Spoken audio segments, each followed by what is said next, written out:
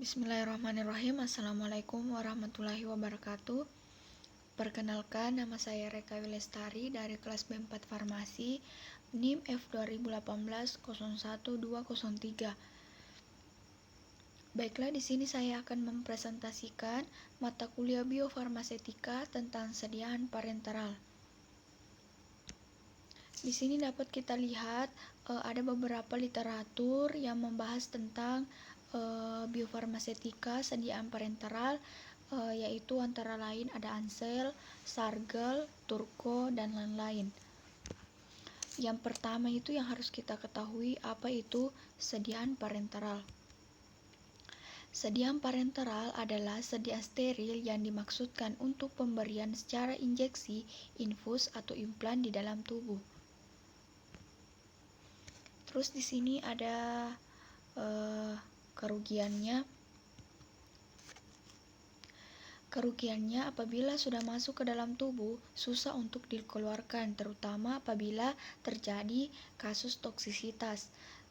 Terus yang kedua itu harganya lebih mahal. Terus di sini juga ada keuntungan. Yang pertama itu memberikan efek yang cepat.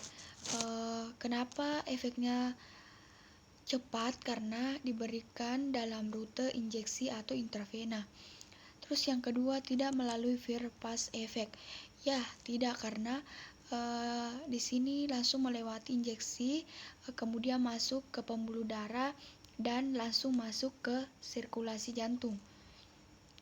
Terus yang ketiga, dapat diberikan apabila penderita dalam keadaan tidak dapat bekerja sama dengan baik, atau tidak sadar, atau tidak dapat dengan cara pemberian lain seperti oral.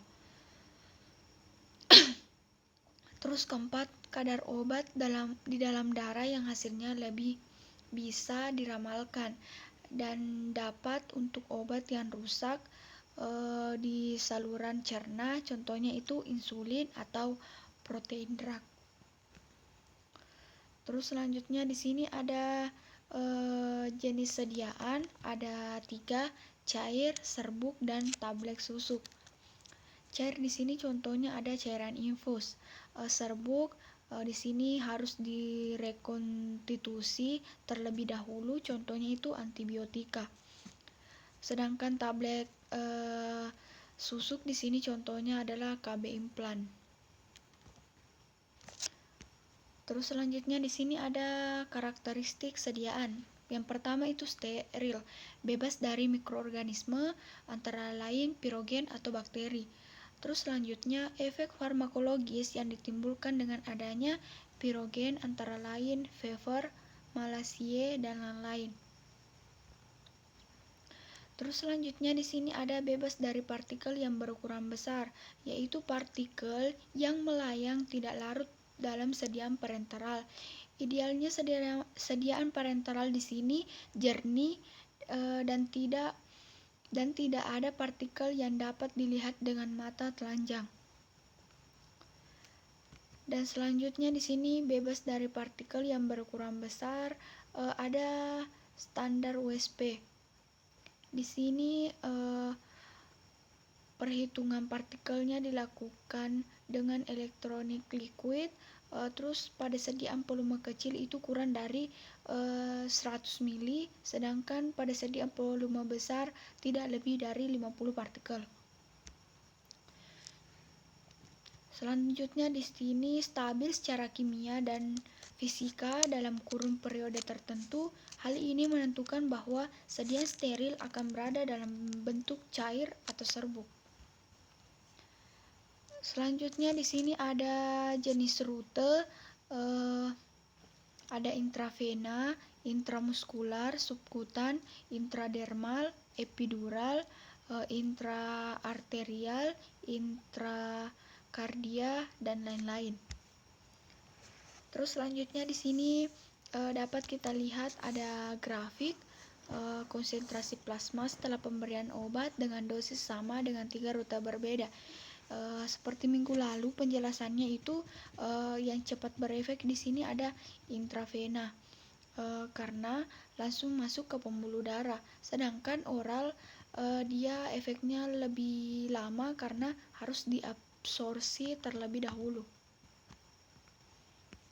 Terus selanjutnya di sini ada gambar intravena bolus dan intravena drip. Mungkin nanti teman-teman yang lain bisa menjelaskan karena saya belum paham. Terus selanjutnya di sini ada intravena. Biasanya vena di daerah antekubital di bagian depan siku. Di sini vena ada yang besar di permukaan dan mudah dilihat. Cara memasukkan jarumnya, potongan yang miring hadap ke atas dan ujung tertajam hadap ke vena dengan teknik aseptis. Terus bahayanya di sini terbentuknya trombus.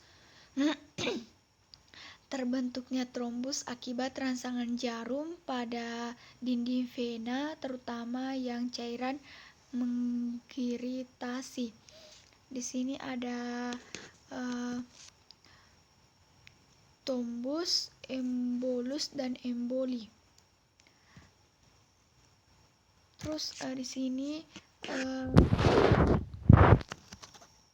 bisa untuk volume besar atau kecil. Terus volume tetesannya itu 2-3 mili per menit.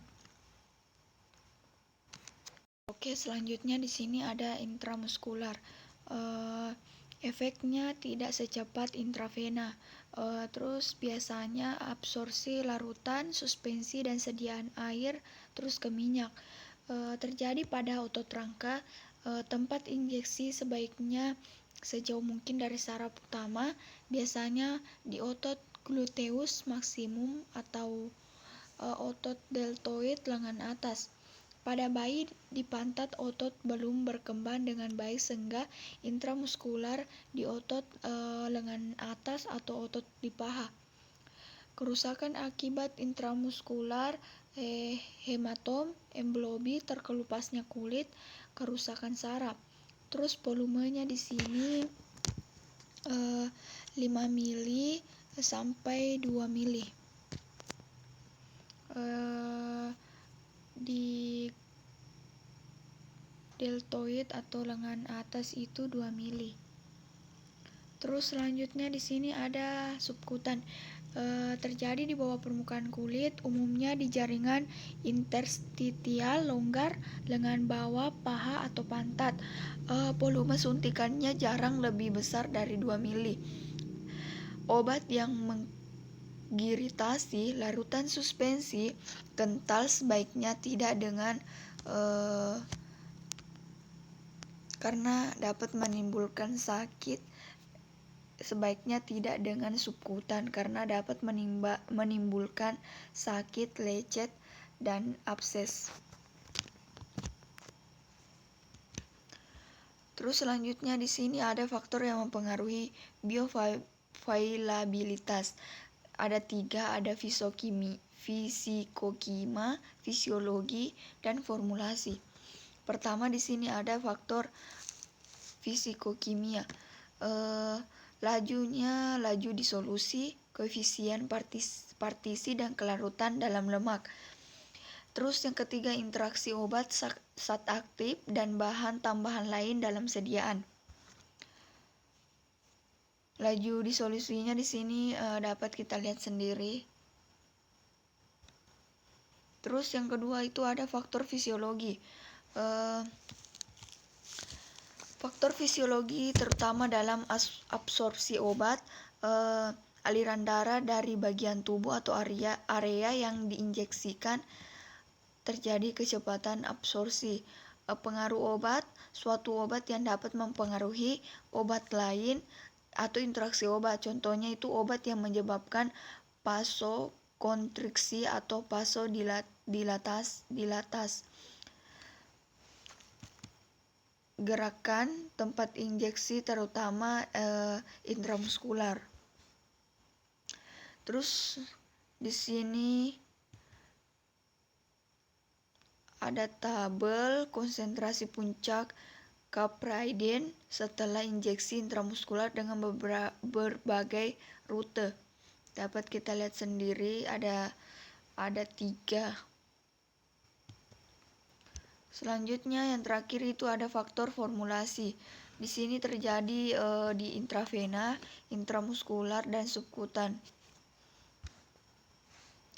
Selanjutnya di sini ada tabel tentang efek obat dengan berbagai formulasi dari obat dengan bentuk sediaan suspensi.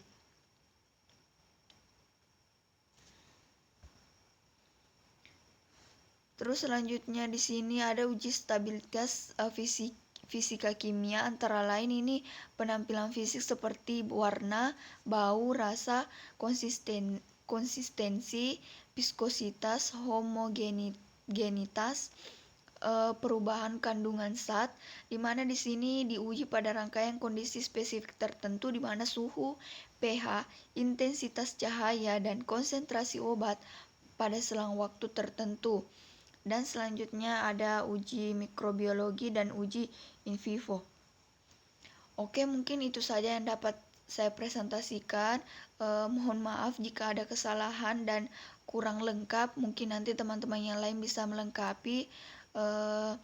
Saya tutup dengan ucapan wabillahi taufiq wal hidayah. Assalamualaikum warahmatullahi wabarakatuh.